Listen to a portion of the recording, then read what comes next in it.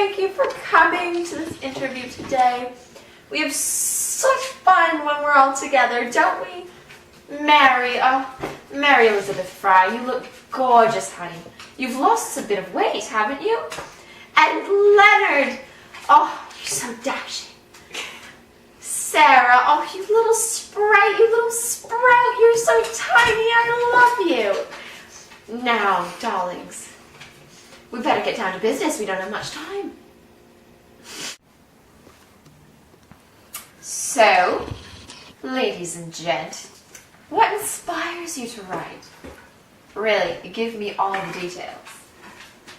What inspires me to write are current events surrounding me and issues or feelings that I'm dealing with. It depends on the time in my life and the situations that I'm going through, such as my Jewish beliefs and the Second World War influenced me and inspired me to write my poetry book called Flowers of Hitler. Flowers for Hitler. I'm really inspired in my writing by troubles I'm having in my own life and just situations I'm trying to work through. I find that writing calms me and it really helps me work through any problems I'm having, and it helps me see different ways of looking at different solutions, and it's a nice feeling. And then later I can look at those poems and I can remember how I worked through the problems that was inspired there. I'm inspired to write by experiences with real people. So I have a young Jewish girl staying with us, and her mother tragically passed away. So I wrote her this poem because I was inspired by the feeling of utter despair that she felt, not being able to visit her mother in a country that did not accept Jewish folk. So I guess what inspires me to write is real life experiences and the real people that make up this crazy world. So, friends, what are some common themes in your writing? What really brings out that wow in your writing? What do you write about? Tell me. I find myself, since I write most commonly about the situations that I'm going through, find myself writing about love and sex, religion, depression, and politics. Well, a common theme and things I bring into my writing a lot often involve my own experiences as a child or stories I've heard from other people about just about their daily lives or about their childhoods. I really feel that comes up a lot in my writing because I had a really interesting childhood, and my parents really were encouraging of me in so many different things, and I feel like that acceptance of me really, it comes out in my writing, and it makes me, it just makes me feel very confident. Common themes in my writing include death and letting go of what has happened and accepting fate. That was a good answer, Mary.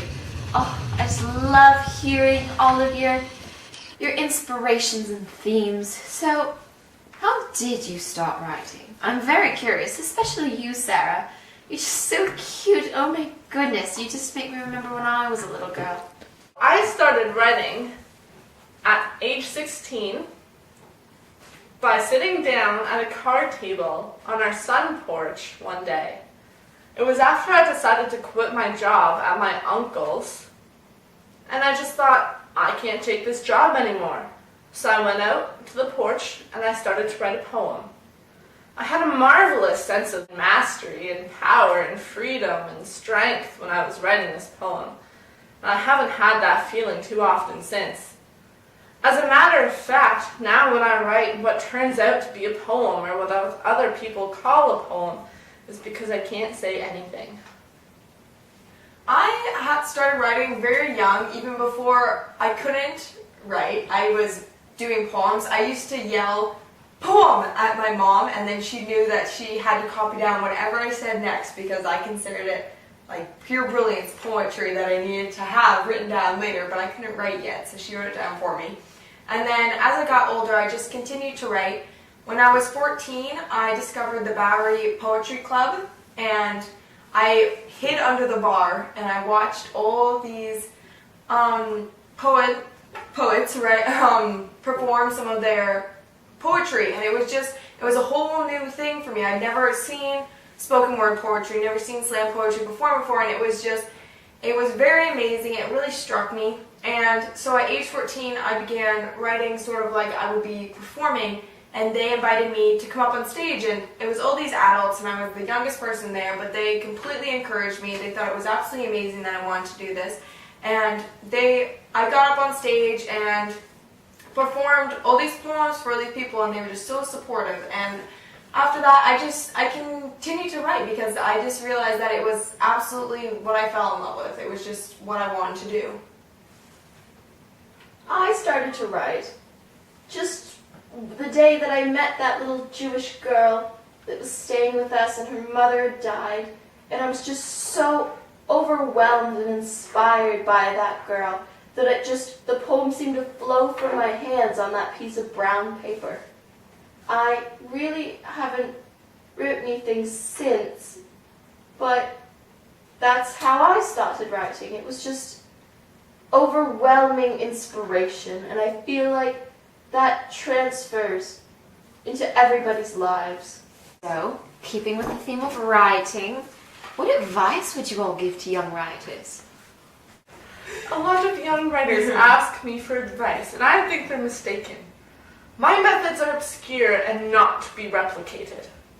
I don't think anyone should try to be a poet. This is a verdict, not a vocation. Language is the first pull, then experience, private and social. Look at the difference between the Spice Box versus Flowers for Hitler, which are both my books, and compare that with the Book of Mercy, another one of my books, obviously, a kind of combination.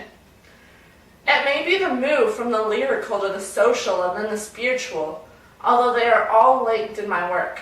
However, I think it is essential for any writer to recognize the potential holiness of art. Prayer, remember, makes a speech a ceremony.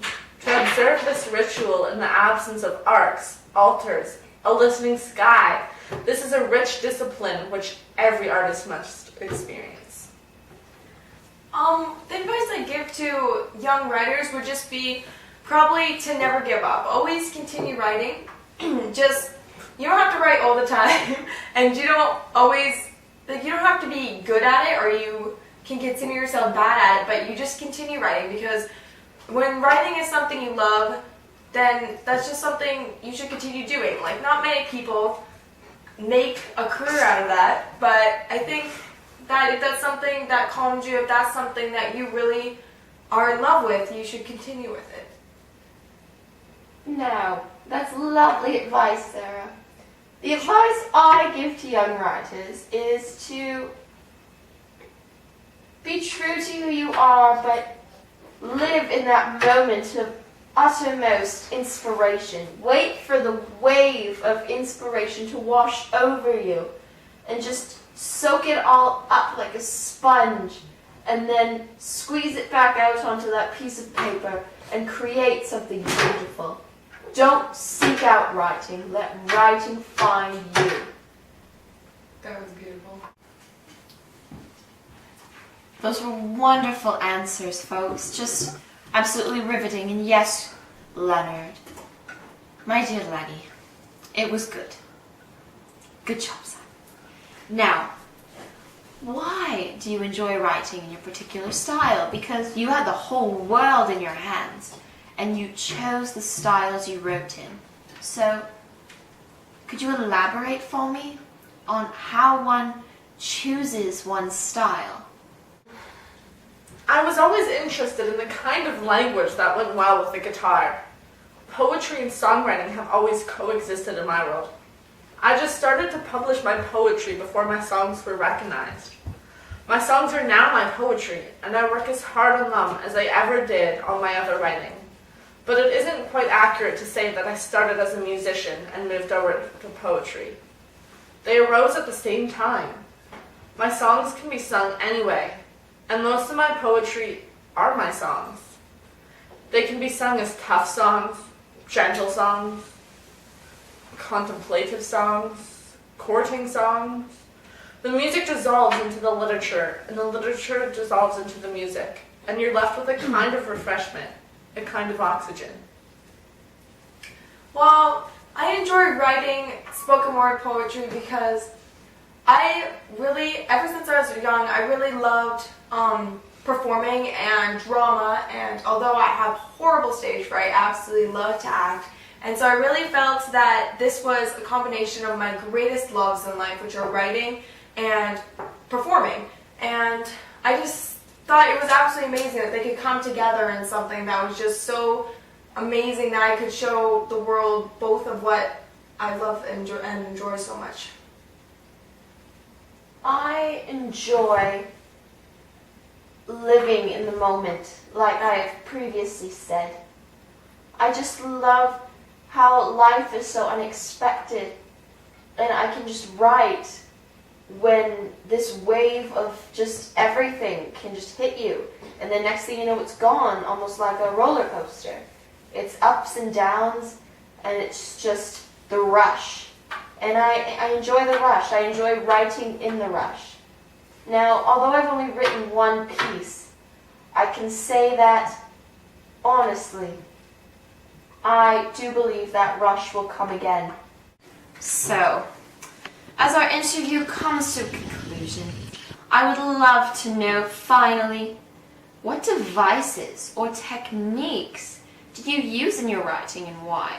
I mean, we all know of Mary Elizabeth Fry's techniques because it's just so on point. But I'd like to know about you other two too, so I mean, I guess we should get started. I don't believe I use any particular device or technique in my writing, but I like my pieces of literature to be diverse. As I said before, my work can be spoken as poems or sang as songs. The mannerisms of the songs can be changed to the emotions of the person singing. The literature is open to interpretations, and this is the technique that I think everyone finds joy in. I use a lot of metaphors and personification in my writing just because I feel, I don't know, it gives sort of a life to the poem. And when you're doing spoken word poetry, a lot of it is about the life of it, because part of it is how can you make this as much of a performance as possible and still get your message across. And so I find that really easy to do with personification and metaphors, similes as well. And I also do some singing sometimes within my poetry or before I begin my actual poem, because sometimes it just captures your attention and it really brings musicality to the piece. Well, when I write, I tend to use lots of nature imagery, like snow and flowers. I think that is inspired by my career as a florist and a housewife. I love the outdoors, and I find solace in it, and I think that when I'm writing, it comes out so clearly. I also use a lot of metaphor, and I think that I got that from my schooling, as we were taught metaphors a lot when I was in class. Great So experience. much fun, everybody. Goodbye. Goodbye. Goodbye. Thank you all for coming. It was a wonderful time, and I love to see you all again. Mary dear, wait till after the interview. I know you're a little excited, but it has to wait, darling. Now for some Christmas stories right after these messages.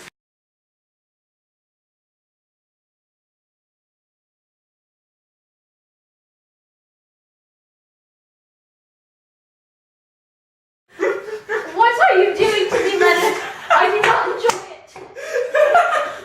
My name is... Oh shoot, what's my name? Sorry, death has made me a bit forgetful. I'm Sarah Kay. And what is it you do again, hon? Poetry. Poetry. Look it Well, poetry, you dingbat. Really interesting. And you, my handsome sir. Shut up, you're dead. Hey. No! You're supposed to look at the interviewer. You're like, no, I don't look at anything. Alright, 1 second. I need to just look it up.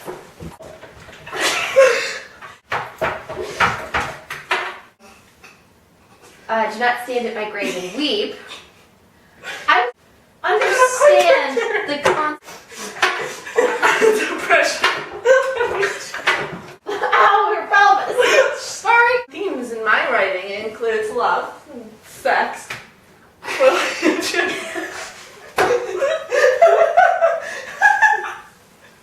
depression, and politics.